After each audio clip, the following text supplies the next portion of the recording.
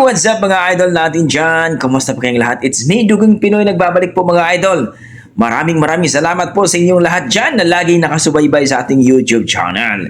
So, mga Lodi natin dyan, tara, panoorin natin sabay-sabay at mag-react tayo dito sa ating bagong video nakita mga idol. So, ever since the world began, so mayroon na naman nag-cover isa sa ating mga Dugong Pinoy, courtesy by GC Nalasa. Suportahan po natin mga idol ang kanyang YouTube channel.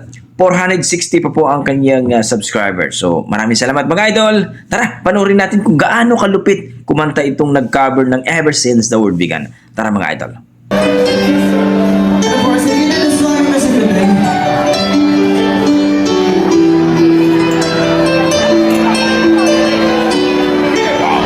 Piano pa lang malupit na talaga. What? Wow!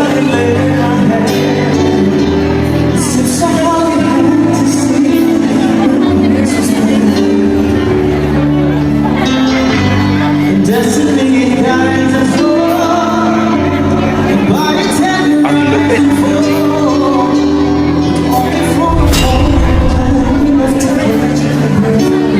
Ang sarap pakinggan.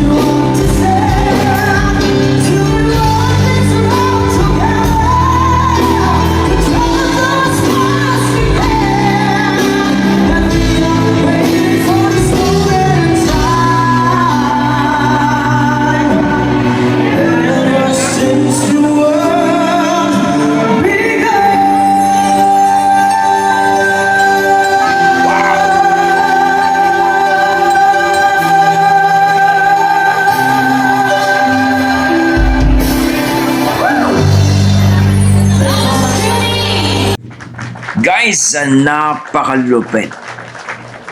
Grabe. Well mga idol, nakita natin ay parang hindi po siya kasali sa banda. Kumbaga pinatry lang siya doon or pinakanta ng mga taga-banda. So, grabe. Mayroon siyang sariling version, no? Nakita natin na talagang buo yung boses, napakalupit. Ang ganda ng kanyang timbre ng boses mga idol. Yung diction niya, wow. No? Ever Since the World Began ay napakalupit na kanta yan mga idol. Alam naman natin na talagang medyo mataas yan pero maning-mani lang ni Kuya. So para sa inyo mga idol, para sa akin ay napakalupit talaga. Na-amazing talaga. Na-impress ako, na-appreciate ko. Kayo mga idol, anong masasabi nyo sa kanyang performance ni Kuya na kumanta po ng Ever Since the World Began, na talaga namang masasabi natin na pang-international talaga ang boses. So courtesy by GC Nalasa, supportan po natin mga idol ha, ang kanyang YouTube channel. Guys, kung i-rate ko po ang kanyang performance, nasa mga 9 mga idol. Napakagaling po ni Kuya. So I hope now makakita pa ng panibagong video. So please, comments down below mga idol kung ano po ang inyong mga opinion sa kanyang performance, sa kanyang boses, kung patok ba po sa inyong mga idol. So kung mayroon kayong ipareact natin mga idol, well, comments down below na po mga idol. Well mga idol, para sa akin, wow, supportan po natin mga lokal na mga singer dyan, no? So basta may dugong Pinoy mga idol, malupit talaga sa kantahan. So hanggang dito na lang ako mga idol. Maraming salamat at ingat po kayo lagi. God bless po.